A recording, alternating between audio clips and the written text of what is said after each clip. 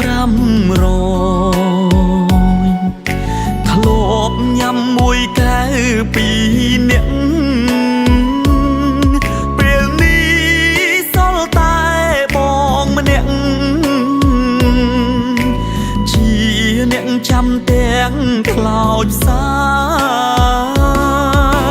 មានអូនបងផឹកកាហ្វេ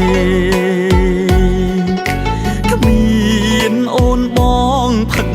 ស្រានឹកអូនបងស្រែកលោឡាអ្នកចិត្តខាងចោទថាបងឈួតអូនបំភ្លេចកាហ្វេចេញចា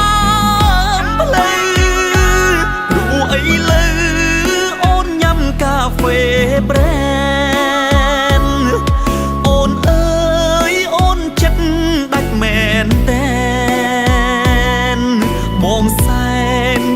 ចុកចាប់មកវិញម្លេះអូនបំភ្លេចការងារចេញចាមផ្លូវព្រោះអីលើអូនធ្វើការអូហ្វីងអនាគតអូនកំពុងរែយ៉ាងត្រចាំងត្រចង់លើផ្លូវថ្មី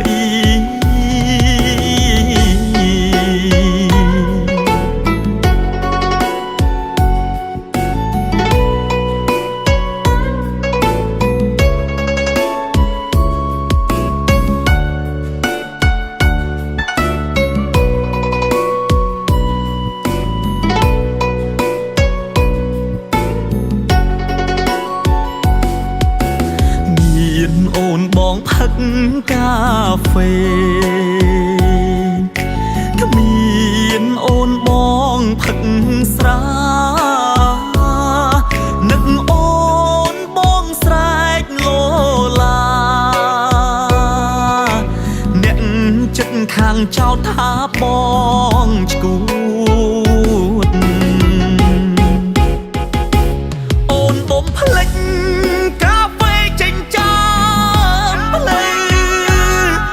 អីលើ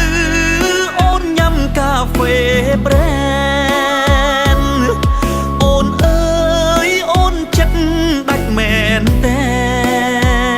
នបងសែនឈឺចុកចាប់មកវិញម្លេះអូនបំភ្លេច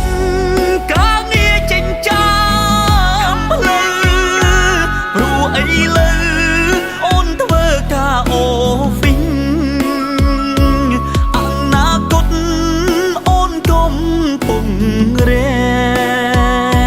យ៉ាងត្រចាំងត្រចង់លើផ្លូវថ្មី